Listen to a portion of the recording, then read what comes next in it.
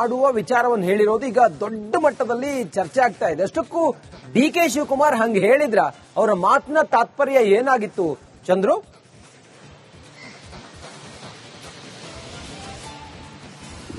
Ranjit, ನಾವೀಗಾಗಲೇ BJP ಮಾಡಿರ್ತಕ್ಕಂಥ tweet ಅನ್ನ ಗಮನಿಸಬಹುದು. ಆ ಟ್ವೀಟ್ ನಲ್ಲಿ ಇರ್ತಕ್ಕಂಥ ಒಂದಷ್ಟು ಅಂಶಗಳನ್ನ ತೆಗೆದು ನೋಡೋದಾದ್ರೆ, ಸಂವಿಧಾನವನ್ನ ಅಥವಾ ಕಾನೂನಲ್ಲಿ ಯಾವ ರೀತಿ ಬದಲಾವಣೆ ಆಗ್ತಾ ಇದೆ, ಆ ರೀತಿಯಾದಂತಹ ಬದಲಾವಣೆಗಳು ಮೀಸಲಾತಿಗೆ ಸಂಬಂಧಪಟ್ಟಂತೆ ಆಗ್ಬೇಕು ಅನ್ನುವಂತ ಒಂದಷ್ಟು ಮಾತುಗಳನ್ನ ಹೇಳಿರ್ತಕ್ಕಂಥದ್ದು ಬಹಳ ಸ್ಪಷ್ಟವಾಗಿದೆ.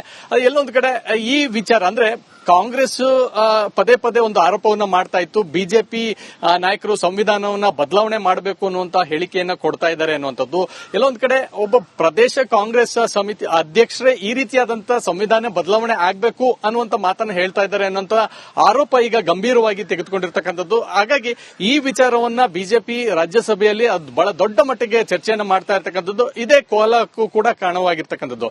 ಅಂದ್ರೆ ಒಬ್ಬ ಪ್ರದೇಶ ಕಾಂಗ್ರೆಸ್ ಸಮಿತಿ ಅಧ್ಯಕ್ಷರು ಈ ರೀತಿ ಸಂವಿಧಾನ ಬದಲಾವಣೆ ಆಗಬೇಕು ಅನ್ನುವಂಥದ್ದು, ಅವರು ಕಾನೂನಾತ್ಮಕವಾಗಿ ಬದಲಾವಣೆ ಆಗಬೇಕು, ಮೀಸಲಾತಿಗಳ ಅಂದ್ರೆ ಕರ್ನಾಟಕ ರಾಜ್ಯದಲ್ಲಿ ಯಾವ ರೀತಿ 4% ಮೀಸಲಾತಿಯನ್ನ ಅಲ್ಪಸಂಖ್ಯಾತರಿಗೆ ಇಡಲಾಗ್ತಿದೆ, ಸೊ ಅದರ ಸಂಬಂಧಪಟ್ಟಂತೆ ನಾನು ಹೇಳಿರೋದು ಅನ್ನುವಂಥ ಸ್ಪಷ್ಟನೆ ಈಗಾಗಲೇ ಡಿ.ಕೆ. ಶಿವಕುಮಾರ್ ಅವರು ಹೇಳ್ತಾ ಇರ್ತಕ್ಕಂಥದ್ದು. ನಾನು ಒಬ್ಬ ಹಿರಿಯ ಸದಸ್ಯ ಇದ್ದೀನಿ, ಜೊತೆಯಲ್ಲಿ ನನಗೆ ಕಾಮನ್ ಸೆನ್ಸ್ ಇದೆ. ಎಲ್ಲ ಬೇರೆ ರಾಜಕಾರಣಿಗಳು ಹೋಲಿಸಿದ್ರೆ ನನಗೆ ಅತಿ ಹೆಚ್ಚಾಗಿ ಕಾಮನ್ ಸೆನ್ಸ್ ಕೂಡ ಇದೆ. ನಾನು ಆ ರೀತಿಯಾದಂತಹ ಹೇಳಿಕೆಯನ್ನ ಕೊಟ್ಟಿಲ್ಲ. ಬಿಜೆಪಿ ನಾಯಕರು ನನ್ನ ಹೇಳಿಕೆಯನ್ನ ತಿರುಚಿದ್ದಾರೆ, ಸೊ ಇದು ಸರಿಯಲ್ಲ. ನಾನು ಇದರ ವಿರುದ್ಧ ಕಾನೂನಾತ್ಮಕವಾಗಿ ಹೋರಾಟ ಮಾಡ್ತೀನಿ, ಪ್ರಿವಿಲೇಜ್ ಅನ್ನ ಮೂವ್ ಮಾಡ್ತೀನಿ ಅನ್ನುವಂತ ಮಾತನ್ನು ಕೂಡ ಹೇಳಿದ್ದಾರೆ. ಅಂದ್ರೆ ನನ್ನ ವಿರುದ್ಧ ಈ ರೀತಿಯಾದಂತಹ ಹೇಳಿಕೆಯನ್ನ ನಾನು ಮಾನನಷ್ಟ ಮೊಕದ್ದಮೆಯನ್ನು ಹೂಡ್ತೀನಿ ಅನ್ನುವಂತ ಮಾತನ್ನ ಈಗಾಗಲೇ ಡಿ.ಕೆ. ಶಿವಕುಮಾರ್ ಅವರು ಸ್ಪಷ್ಟಪಡಿಸಿರ್ತಕ್ಕಂಥದ್ದು. ಹೀಗಾಗಿ ಇದರ ವಿರುದ್ಧ ಯಾವ ರೀತಿ ಕಾಂಗ್ರೆಸ್ ಮತ್ತು ಬಿಜೆಪಿಯ ನಡುವೆ ಬಹಳ ದೊಡ್ಡ ಮಟ್ಟದ ಹೋರಾಟ ಆಗುತ್ತೆ ಅನ್ನೋದು ಕೂಡ ಬಹಳ ಕುತೂಹಲ ಕೆರಳಿಸ್ತಾ ಇರ್ತಕ್ಕಂಥದ್ದು. ಯಾಕಂದ್ರೆ ಸಂವಿಧಾನ ಬದಲಾವಣೆ ಮಾಡ್ತಾರೆ ಬಿಜೆಪಿ ಅಧಿಕಾರಕ್ಕೆ ಬಂದ್ರೆ ಅನ್ನುವಂತ ಹೇಳಿಕೆಯನ್ನ ಇಟ್ಟು ಏನು ಸಂವಿಧಾನದ ಪುಸ್ತಕವನ್ನ ರಾಹುಲ್ ಗಾಂಧಿ ಅವರು ಹೋಗದ ಕಡೆಯಲ್ಲೆಲ್ಲ ತೆಗೆದುಕೊಂಡು ಹೋಗಿ ಪ್ರದರ್ಶನ ಮಾಡ್ತಾ ಇದ್ರು. ಈಗ ಸ್ವತಃ ಅದೇ ಪಕ್ಷದ ಒಬ್ಬ ರಾಜ್ಯಾಧ್ಯಕ್ಷರು ಈ ರೀತಿಯಾದಂತಹ ಸಂವಿಧಾನ ಬದಲಾವಣೆ ಆಗಬೇಕು, ತಿದ್ದುಪಡಿ ಆಗಬೇಕು, ಕಾನೂನು ತಿದ್ದುಪಡಿ ಆಗಬೇಕು ಅನ್ನುವಂತ ಹೇಳಿಕೆನಿದೆ, ಇದು ಬಹಳ ದೊಡ್ಡ ಗಂಭೀರ ಮಟ್ಟಕ್ಕೆ ತೆಗೆದುಕೊಂಡು ಹೋಗ್ತಾ ಇರ್ತಕ್ಕಂಥದ್ದು. ಸೊ ಹೀಗಾಗಿ ಇದ್ರ ವಿರುದ್ಧ ಮುಂದೆ ಕಾನೂನು ಸಮರ ಯಾವ ರೀತಿ ಡಿ.ಕೆ. ಶಿವಕುಮಾರ್ ಅವರು ಮಾಡ್ತಾರೆ ಮತ್ತು ಇದನ್ನ ಅಸ್ತ್ರವಾಗಿ ಬಿಜೆಪಿ ಯಾವ ರೀತಿ ತೆಗೆದುಕೊಂಡು ಹೋಗ್ತಾರೆ ಅನ್ನೋದು ಕೂಡ ಕುತೂಹಲ ಇರ್ತಕ್ಕಂಥದ್ದು. ರಂಜಿತ್, ಓಕೆ, ಥ್ಯಾಂಕ್ ಯು ತಮ್ಮೆಲ್ಲ ಮಾಹಿತಿಗಾಗಿ ಚಂದ್ರು ಹಾಗೆ ಶ್ರೀಲಕ್ಷ್ಮಿ. ಆಡುವ ವಿಚಾರವನ್ನು ಹೇಳಿರೋದು ಈಗ ದೊಡ್ಡ ಮಟ್ಟದಲ್ಲಿ ಚರ್ಚೆ ಆಗ್ತಾ ಇದೆ. ಅಷ್ಟಕ್ಕೂ ಡಿ.ಕೆ. ಶಿವಕುಮಾರ್ ಹಂಗ ಹೇಳಿದ್ರ ಅವರ ಮಾತಿನ ತಾತ್ಪರ್ಯ ಏನಾಗಿತ್ತು ಚಂದ್ರು?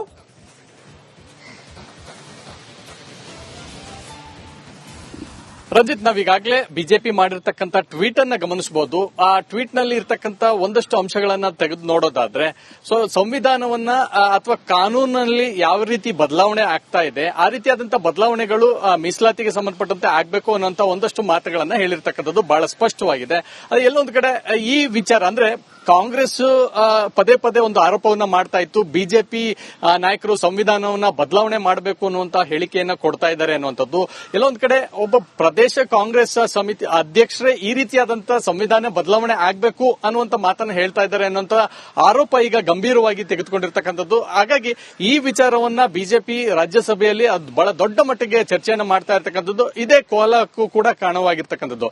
ಅಂದ್ರೆ ಒಬ್ಬ ಪ್ರದೇಶ ಕಾಂಗ್ರೆಸ್ ಸಮಿತಿ ಅಧ್ಯಕ್ಷರು ಈ ರೀತಿ ಸಂವಿಧಾನ ಬದಲಾವಣೆ ಆಗಬೇಕು ಅನ್ನುವಂಥದ್ದು, ಅವರು ಕಾನೂನಾತ್ಮಕವಾಗಿ ಬದಲಾವಣೆ ಆಗಬೇಕು, ಮೀಸಲಾತಿಗಳ ಅಂದ್ರೆ ಕರ್ನಾಟಕ ರಾಜ್ಯದಲ್ಲಿ ಯಾವ ರೀತಿ 4% ಮೀಸಲಾತಿಯನ್ನ ಅಲ್ಪಸಂಖ್ಯಾತರಿಗೆ ಇಡಲಾಗ್ತಿದೆ, ಸೊ ಅದರ ಸಂಬಂಧಪಟ್ಟಂತೆ ನಾನು ಹೇಳಿರೋದು ಅನ್ನುವಂತ ಸ್ಪಷ್ಟನೆ ಈಗಾಗಲೇ ಡಿ.ಕೆ. ಶಿವಕುಮಾರ್ ಅವರು ಹೇಳ್ತಾ ಇರ್ತಕ್ಕಂಥದ್ದು. ನಾನು ಒಬ್ಬ ಹಿರಿಯ ಸದಸ್ಯ ಇದ್ದೀನಿ, ಜೊತೆಯಲ್ಲಿ ನನಗೆ ಕಾಮನ್ ಸೆನ್ಸ್ ಇದೆ. ಎಲ್ಲ ಬೇರೆ ರಾಜಕಾರಣಿಗಳು ಹೋಲಿಸಿದ್ರೆ ನನಗೆ ಅತಿ ಹೆಚ್ಚಾಗಿ ಕಾಮನ್ ಸೆನ್ಸ್ ಕೂಡ ಇದೆ. ನಾನು ಆ ರೀತಿಯಾದಂತಹ ಹೇಳಿಕೆಯನ್ನ ಕೊಟ್ಟಿಲ್ಲ. ಬಿಜೆಪಿ ನಾಯಕರು ನನ್ನ ಹೇಳಿಕೆಯನ್ನ ತಿರುಚಿದ್ದಾರೆ, ಸೊ ಇದು ಸರಿಯಲ್ಲ. ನಾನು ಇದರ ವಿರುದ್ಧ ಕಾನೂನಾತ್ಮಕವಾಗಿ ಹೋರಾಟ ಮಾಡ್ತೀನಿ, ಪ್ರಿವಿಲೇಜ್ ಅನ್ನ ಮೂವ್ ಮಾಡ್ತೀನಿ ಅನ್ನುವಂತ ಮಾತನ್ನು ಕೂಡ ಹೇಳಿದ್ದಾರೆ. ಅಂದ್ರೆ ನನ್ನ ವಿರುದ್ಧ ಈ ರೀತಿಯಾದಂತಹ ಹೇಳಿಕೆಯನ್ನ ನಾನು ಮಾನನಷ್ಟ ಮೊಕದ್ದಮೆಯನ್ನು ಹೂಡ್ತೀನಿ ಅನ್ನುವಂತ ಮಾತನ್ನ ಈಗಾಗಲೇ ಡಿ.ಕೆ. ಶಿವಕುಮಾರ್ ಅವರು ಸ್ಪಷ್ಟಪಡಿಸಿರ್ತಕ್ಕಂಥದ್ದು. ಹೀಗಾಗಿ ಇದರ ವಿರುದ್ಧ ಯಾವ ರೀತಿ ಕಾಂಗ್ರೆಸ್ ಮತ್ತು ಬಿಜೆಪಿಯ ನಡುವೆ ಬಹಳ ದೊಡ್ಡ ಮಟ್ಟದ ಹೋರಾಟ ಆಗುತ್ತೆ ಅನ್ನೋದು ಕೂಡ ಬಹಳ ಕುತೂಹಲ ಕೆರಳಿಸ್ತಾ ಇರ್ತಕ್ಕಂಥದ್ದು. ಯಾಕಂದ್ರೆ ಸಂವಿಧಾನ ಬದಲಾವಣೆ ಮಾಡ್ತಾರೆ ಬಿಜೆಪಿ ಅಧಿಕಾರಕ್ಕೆ ಬಂದ್ರೆ ಅನ್ನುವಂತ ಹೇಳಿಕೆಯನ್ನ ಇಟ್ಟು ಏನು ಸಂವಿಧಾನದ ಪುಸ್ತಕವನ್ನ ರಾಹುಲ್ ಗಾಂಧಿ ಅವರು ಹೋಗದ ಕಡೆಯಲ್ಲೆಲ್ಲ ಕಡೆಯಲ್ಲೆಲ್ಲ ತೆಗೆದುಕೊಂಡು ಹೋಗಿ ಪ್ರದರ್ಶನ ಮಾಡ್ತಾ ಇದ್ರು. ಈಗ ಸ್ವತಃ ಅದೇ ಪಕ್ಷದ ಒಬ್ಬ ರಾಜ್ಯಾಧ್ಯಕ್ಷರು ಈ ರೀತಿಯಾದಂತಹ ಸಂವಿಧಾನ ಬದಲಾವಣೆ ಆಗಬೇಕು, ತಿದ್ದುಪಡಿ ಆಗಬೇಕು, ಕಾನೂನು ತಿದ್ದುಪಡಿ ಆಗಬೇಕು ಅನ್ನುವಂತ ಹೇಳಿಕೆನಿದೆ. ಇದು ಬಹಳ ದೊಡ್ಡ ಗಂಭೀರ ಮಟ್ಟಕ್ಕೆ ತೆಗೆದುಕೊಂಡು ಹೋಗ್ತಾ ಇರ್ತಕ್ಕಂಥದ್ದು. ಸೊ ಹೀಗಾಗಿ ಇದ್ರ ವಿರುದ್ಧ ಮುಂದೆ ಕಾನೂನು ಸಮರ ಯಾವ ರೀತಿ ಡಿ ಕೆ ಶಿವಕುಮಾರ್ ಅವರು ಮಾಡ್ತಾರೆ ಮತ್ತು ಇದನ್ನ ಅಸ್ತ್ರವಾಗಿ ಬಿಜೆಪಿ ಯಾವ ರೀತಿ ತೆಗೆದುಕೊಂಡು ಹೋಗ್ತಾರೆ ಅನ್ನೋದು ಕೂಡ ಕುತೂಹಲ ಇರ್ತಕ್ಕಂಥದ್ದು. ರಂಜಿತ್, ಓಕೆ, ಥ್ಯಾಂಕ್ ಯು ತಮ್ಮೆಲ್ಲ ಮಾಹಿತಿಗಾಗಿ ಚಂದ್ರು ಹಾಗೆ ಶ್ರೀಲಕ್ಷ್ಮಿ. ಆಡುವ ವಿಚಾರವನ್ನು ಹೇಳಿರೋದು ಈಗ ದೊಡ್ಡ ಮಟ್ಟದಲ್ಲಿ ಚರ್ಚೆ ಆಗ್ತಾ ಇದೆ. ಅಷ್ಟಕ್ಕೂ ಡಿ ಕೆ ಶಿವಕುಮಾರ್ ಹಂಗೆ ಹೇಳಿದ್ರ ಅವರ ಮಾತಿನ ತಾತ್ಪರ್ಯ ಏನಾಗಿತ್ತು ಚಂದ್ರು?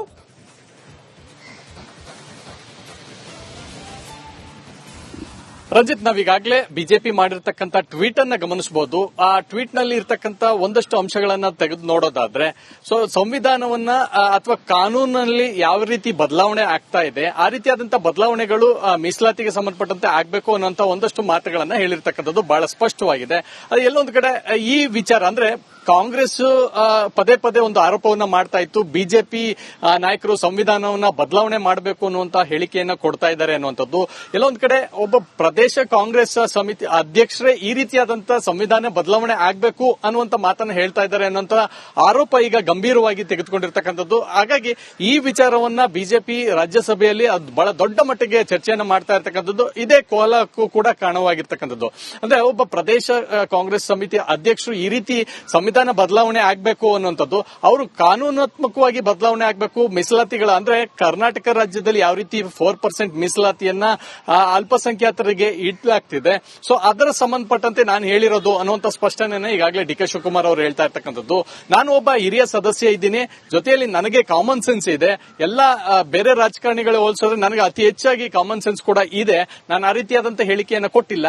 ಬಿಜೆಪಿ ನಾಯಕರು ನನ್ನ ಹೇಳಿಕೆಯನ್ನ ತಿರುಚಿದ್ದಾರೆ. ಸೊ ಇದು ಸರಿಯಲ್ಲ, ನಾನು ಇದರ ವಿರುದ್ಧ ಕಾನೂನಾತ್ಮಕವಾಗಿ ಹೋರಾಟ ಮಾಡ್ತೀನಿ, ಪ್ರಿವಿಲೇಜ್ ಅನ್ನ ಮೂವ್ ಮಾಡ್ತೀನಿ ಅನ್ನುವಂತ ಮಾತನ್ನು ಕೂಡ ಹೇಳಿದ್ದಾರೆ. ಅಂದ್ರೆ ನನ್ನ ವಿರುದ್ಧ ಈ ರೀತಿಯಾದಂತಹ ಹೇಳಿಕೆಯನ್ನ ನಾನು ಮಾನನಷ್ಟ ಮೊಕದ್ದಮೆಯನ್ನು ಹೂಡ್ತೀನಿ ಅನ್ನುವಂತ ಮಾತನ್ನ ಈಗಾಗಲೇ ಡಿ ಕೆ ಶಿವಕುಮಾರ್ ಅವರು ಸ್ಪಷ್ಟಪಡಿಸಿರ್ತಕ್ಕಂಥದ್ದು.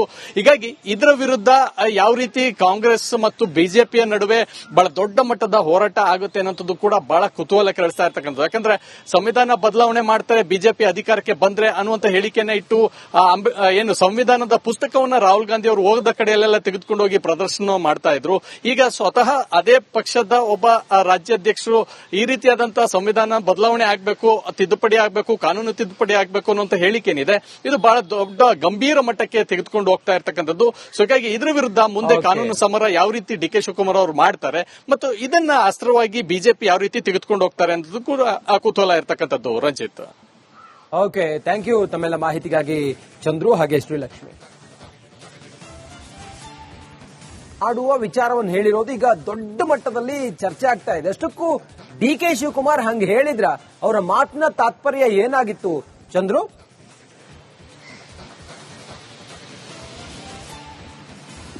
ರಂಜಿತ್, ನಾವೀಗಾಗಲೇ ಬಿಜೆಪಿ ಮಾಡಿರ್ತಕ್ಕಂಥ ಟ್ವೀಟ್ ಅನ್ನ ಗಮನಿಸಬಹುದು. ಆ ಟ್ವೀಟ್ ನಲ್ಲಿ ಇರ್ತಕ್ಕಂಥ ಒಂದಷ್ಟು ಅಂಶಗಳನ್ನ ತೆಗೆದು ನೋಡೋದಾದ್ರೆ, ಸೊ ಸಂವಿಧಾನವನ್ನ ಅಥವಾ ಕಾನೂನಲ್ಲಿ ಯಾವ ರೀತಿ ಬದಲಾವಣೆ ಆಗ್ತಾ ಇದೆ, ಆ ರೀತಿಯಾದಂತಹ ಬದಲಾವಣೆಗಳು ಮೀಸಲಾತಿಗೆ ಸಂಬಂಧಪಟ್ಟಂತೆ ಆಗಬೇಕು ಅನ್ನೋಂತ ಒಂದಷ್ಟು ಮಾತುಗಳನ್ನ ಹೇಳಿರ್ತಕ್ಕಂಥದ್ದು ಬಹಳ ಸ್ಪಷ್ಟವಾಗಿದೆ. ಅದು ಎಲ್ಲೊಂದು ಕಡೆ ಈ ವಿಚಾರ ಅಂದ್ರೆ ಕಾಂಗ್ರೆಸ್ ಪದೇ ಪದೇ ಒಂದು ಆರೋಪವನ್ನ ಮಾಡ್ತಾ ಇತ್ತು, ಬಿಜೆಪಿ ನಾಯಕರು ಸಂವಿಧಾನವನ್ನ ಬದಲಾವಣೆ ಮಾಡಬೇಕು ಅನ್ನುವಂತ ಹೇಳಿಕೆಯನ್ನ ಕೊಡ್ತಾ ಇದ್ದಾರೆ ಅನ್ನುವಂಥದ್ದು. ಎಲ್ಲೊಂದು ಕಡೆ ಒಬ್ಬ ಪ್ರದೇಶ ಕಾಂಗ್ರೆಸ್ ಸಮಿತಿ ಅಧ್ಯಕ್ಷರೇ ಈ ರೀತಿಯಾದಂತಹ ಸಂವಿಧಾನ ಬದಲಾವಣೆ ಆಗಬೇಕು ಅನ್ನುವಂತ ಮಾತನ್ನ ಹೇಳ್ತಾ ಇದ್ದಾರೆ ಅನ್ನುವಂತ ಆರೋಪ ಈಗ ಗಂಭೀರವಾಗಿ ತೆಗೆದುಕೊಂಡಿರ್ತಕ್ಕಂಥದ್ದು. ಹಾಗಾಗಿ ಈ ವಿಚಾರವನ್ನ ಬಿಜೆಪಿ ರಾಜ್ಯಸಭೆಯಲ್ಲಿ ಬಹಳ ದೊಡ್ಡ ಮಟ್ಟಿಗೆ ಚರ್ಚೆಯನ್ನ ಮಾಡ್ತಾ ಇರ್ತಕ್ಕಂಥದ್ದು. ಇದೇ ಕೋಲಕ್ಕೂ ಕೂಡ ಕಾರಣವಾಗಿರ್ತಕ್ಕಂಥದ್ದು. ಅಂದ್ರೆ ಒಬ್ಬ ಪ್ರದೇಶ ಕಾಂಗ್ರೆಸ್ ಸಮಿತಿ ಅಧ್ಯಕ್ಷರು ಈ ರೀತಿ ಸಂವಿಧಾನ ಬದಲಾವಣೆ ಆಗಬೇಕು ಅನ್ನುವಂಥದ್ದು, ಅವರು ಕಾನೂನಾತ್ಮಕವಾಗಿ ಬದಲಾವಣೆ ಆಗಬೇಕು, ಮೀಸಲಾತಿಗಳ ಅಂದ್ರೆ ಕರ್ನಾಟಕ ರಾಜ್ಯದಲ್ಲಿ ಯಾವ ರೀತಿ 4% ಮೀಸಲಾತಿಯನ್ನ ಅಲ್ಪಸಂಖ್ಯಾತರಿಗೆ ಇಡ್ಲಾಗ್ತಿದೆ, ಸೊ ಅದರ ಸಂಬಂಧಪಟ್ಟಂತೆ ನಾನು ಹೇಳಿರೋದು ಅನ್ನುವಂತ ಸ್ಪಷ್ಟನೆಯನ್ನ ಈಗಾಗಲೇ ಡಿ ಕೆ ಶಿವಕುಮಾರ್ ಅವರು ಹೇಳ್ತಾ ಇರ್ತಕ್ಕಂಥದ್ದು.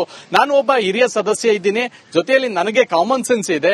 ಎಲ್ಲ ಬೇರೆ ರಾಜಕಾರಣಿಗಳು ಹೋಲಿಸಿದ್ರೆ ನನಗೆ ಅತಿ ಹೆಚ್ಚಾಗಿ ಕಾಮನ್ ಸೆನ್ಸ್ ಕೂಡ ಇದೆ.